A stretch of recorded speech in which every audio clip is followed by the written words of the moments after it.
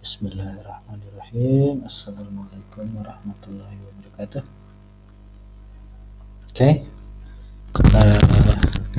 mari kita mulai dari Assalamualaikum warahmatullahi wabarakatuh. Allahumma sholli ala sayyidina Muhammad salatan tunjina biha min jami'il ahwali wal afat wa taqlilana biha jami'al hajat wa tatahhiruna biha min jami'is sayyi'at wa tarfa'una biha indaka ala darajat wa tuballighuna biha aqsa ghayat min jami'il khairati fil hayati wa ba'dal mamat amma ba'du. Oke. Kadang kita berpikir kenapa kita itu begitu banyak masalah, ya kan? Kenapa kok begini, kenapa begitu, merenung, dan kebanyakan kita hanya terpaku pada oh ya ini cobaan, ini ujian, udah segitu tanpa kita mengetahui kenapa, why gitu kan. Seperti dark jokes yang kemarin tuh viral tuh kan, why gitu kan. Oke, sebelum saya masuk kepada intinya, saya ingin bahas tiga kaidah ya, tiga kaidah utama. Oke, kaidah yang pertama, apapun yang telah terjadi dalam hidup ini, baik atau buruk, itu takdir. Oke, kita harus sadari apa yang telah terjadi dalam hidup ini itu takdir. Jadi kita tidak usah menanyakan mengapa begini atau harusnya dulu saya begini, seandainya dulu saya begini maka tidak begini. Nah itu hindari, karena apa yang telah terjadi tidak akan bisa kembali lagi, gitu kan. Kaidah yang pertama, kita harus menerima apa yang telah terjadi. Ya udah, terima aja. Kalau kita tolak, kita stres sendiri, kita akan stres. Kaidah yang pertama ya. Kaidah yang kedua, masalah rumit yang terjadi dalam hidup ini itu pasti disebabkan oleh adanya aturan Allah yang kita langgar. Nah ini nih yang jarang kita ungkap gitu. Kebanyakan ustadz lain itu hanya udah ini hidup ini cobaan, udah titik, tanpa menggali kenapa, mengapa gitu. Jadi masalah rumit yang terjadi dalam hidup ini pasti pun oleh adanya aturan Allah yang kita langgar, baik disadari ataupun tidak disadari. Oke, nanti kita bahas ya. Nah, ini yang kaidah kedua ya. Kaidah yang ketiga, setelah kita tahu adanya aturan Allah yang kita langgar, kita harus segera berubah dari salah tersebut menjadi benar.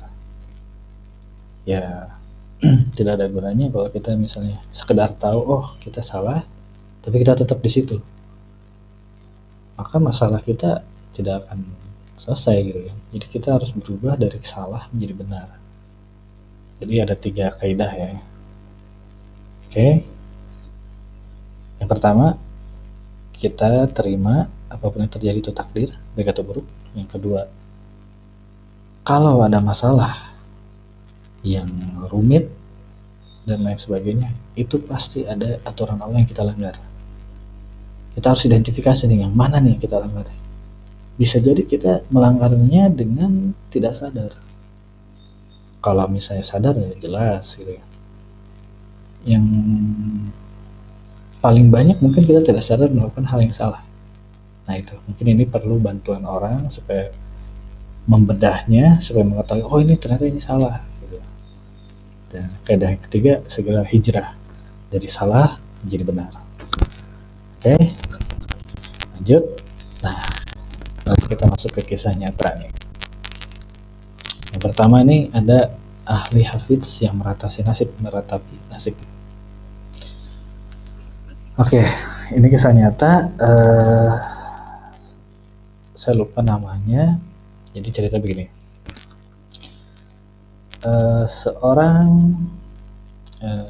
wanita ya, seorang wanita itu, ya saya lupa juga daerah, saya lupa dia orang mana ya. Jadi si wanita ini sama bapaknya dikirim untuk sekolah ke pesantren juga. Dia belajar tahfidz juga, menghafal Quran. Alhamdulillah dia bisa menghafal 30 juz gitu kan. Nah cuma sebelum beres si bapaknya manggil dia, kamu pulang, padahal ibaratnya belum beres tuh pesantrennya, tapi dia udah sempat 30 juz udah ya, dia sebagai anak yang baik nurut ya pada bapaknya. Nah, ternyata apa, sama bapaknya itu disuruh untuk dinikahkan, maksudnya dinikahkan oleh seorang pengusaha yang kaya. Ternyata pengusaha kaya ini sudah beristri, cuma si bapak ini menikahkan si putrinya ini kepada pengusaha tersebut karena kaya. Ternyata selidik si bapaknya itu menikahkan anaknya ini karena bapaknya ini terlilit utang yang besar. Jadi biar utangnya lunas. Nah saya lupa juga apakah utangnya itu kepada pengusaha ini atau pengusaha ini membantu membayar utangnya. Saya agak lupa di situ. Cuma intinya karena kebelit utang, bapaknya terpaksa harus menikahkan anaknya ini ke pengusaha tersebut. Saya sempat diceritakan bahwa si pengusaha ini dari luar pulau malah kan datang ke Pulau Jawa menikahkan dengan anaknya, dan sempat malam pertamanya itu di hotel gitu kan, di hotel dinikahkan. Kalau nggak salah secara siri juga ya, nikahkan ya. Nah sebagai anak yang baik ya dia menerima dinikahkan dengan si pengusaha tersebut. Baru sehari 2 hari lalu si pengusaha tersebut katanya harus pulang dulu ke pulaunya, terus Kalimantan kalau nggak salah, Kalimantan, pulang lah. Cuma dia si istri ya, berarti istri kedua lah ya, istri kedua ini diam dulu di sini Pulau Jawa. Nah cuma setelah pulang itu tidak ada kabar, tidak ada apa gitu kan. Nah si lalu pengusaha ini tiba-tiba susah dihubungi dan pokoknya susah lah.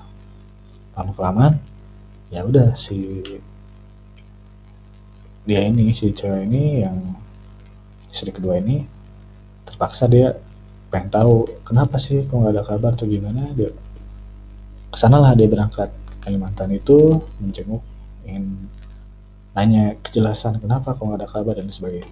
Ternyata ketika kesana si bapak tersebut sakit-sakitan, jatuh sakit parah, yang malah cuma sekitar 2 minggu 3 minggu meninggal.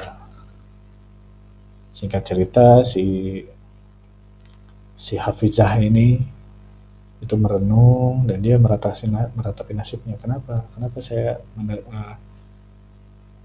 mengalami hal semalang ini gitu kan. Kenapa padahal dia merasa udah cukup baik gitu kan, soleh dan lain sebagainya, ada apa. Nah dari kisah tersebut teman-teman bisa mengambil kesimpulan nggak apa yang salah. Karena secara kasat mata tuh seolah-olah tidak ada yang salah kan. Kita balik kepada konsep kita 3 kaidah tadi. Yang pertama, apa yang telah terjadi itu takdir, baik itu buruk. Oke. Yang kedua, kalau ada masalah yang rumit pasti ada hal yang dilanggar. Nah kita perhatikan, ternyata apa yang dilanggarnya itu memang bukan oleh si wanita tersebut, tapi oleh bapaknya. Dia meminjam uang kepada rentenir yang membuatnya kebelit utang besar, mungkin miliaran. Nah di situ letak salahnya. Meminjam uang apalagi dengan bunga yang besar jelas riba, dan riba itu dosanya sangat besar. Oke, dosa yang sangat besar, bahkan menurut riwayat dosanya itu ada 73 tingkatan, dan tingkatan yang paling rendah itu setara dengan berzina dengan ibu kandung. Jadi kebayang ya, tingkatan 2-3 itu luar biasa besarnya. Makanya kebelit utang lah si bapak ini, jadinya itu imbasnya dia kepaksa menikahkan anaknya lah, dengan pengusaha tersebut dan lain sebagainya. Dan nah itu maksudnya masalah yang besar pasti ada suatu hal yang dilanggar, walaupun pada case ini yang melanggar adalah bapaknya gitu kan. Oke, nah ya udah, intinya ya kita jauhi segala macam riba karena akan mengakibatkan hal seperti contoh tadi. Oke, kebayang kan? Jadi bukan hanya sekedar oh ada hidup ini cobaan, udah kita sabar, ya enggak? Ya betul sabar, cuma nggak sabar begitu juga, kita harus introspeksi apa yang kita langgar. Nah kalau ada yang kita langgar kita benerin, baru setelah itu kita sabar gitu ya. Oke, yang kedua ini pengusaha bangkrut. Ya pengusaha bangkrut tuh gini, ini kebetulan bisa dibilang ya si Fulan ini pengusaha kayu menikah dengan seorang wanita. Nah, singkat cerita ini dia tuh minjam uang ke bank, dapat miliaran. Saat itu uangnya ini buatkan rumah mewah daerah Jakarta. Rumah di Jakarta besar, wah hebat lah pokoknya. Mungkin kalau dinilai dengan nilai uang saat ini, rumah tersebut mungkin setara dengan rumah ratusan miliar lah. Itu rumah-rumah elit daerah Jakarta sana gitu kan. Nah namun si keluarga ini tidak bertahan lama ya, cuma sekitar mungkin setahun 2 tahun bangkrut, terpaksa menjual rumah. Saya kurang jelas apa rumahnya dijual atau disita bank ya saat itu, kurang tahu. Jadi keluarga ini terpaksa harus kembali lagi ke Bandung ke rumah orang tua gitu kan, mulai lagi dari nol padahal udah punya anak gitu kan. Nah terus si istrinya itu ibaratnya kenapa sih nasib kita begini gitu nasib.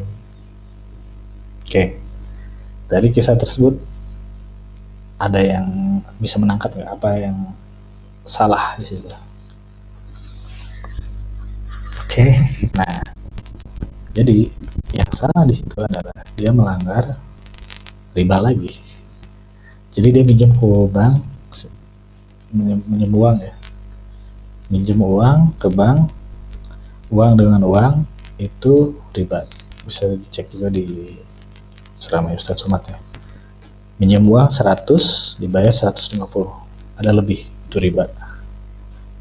Nah jadi si pengusaha ini minjem uang senilai sekian dibuatkan rumah, itu kan dia riba, dibikin rumah.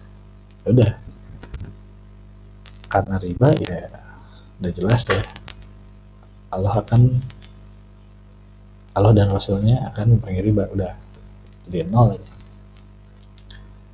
Oke, ya gitulah. Jadi intinya apa yang kita alami, yang masalah yang rumit itu pasti ada yang kita langgar dari ketentuan Allah. Oke, kita ya kalau kita sudah sadar apa yang kita langgar, kita berusaha perbaiki, hijrah, lalu sisanya kita serahkan kepada Allah, gitulah. Oke, nantikan kisah-kisah selanjutnya dari seri mengapa banyak masalah yang rumit di depan kita. Oke, sudah cukup jelas ya, terima kasih.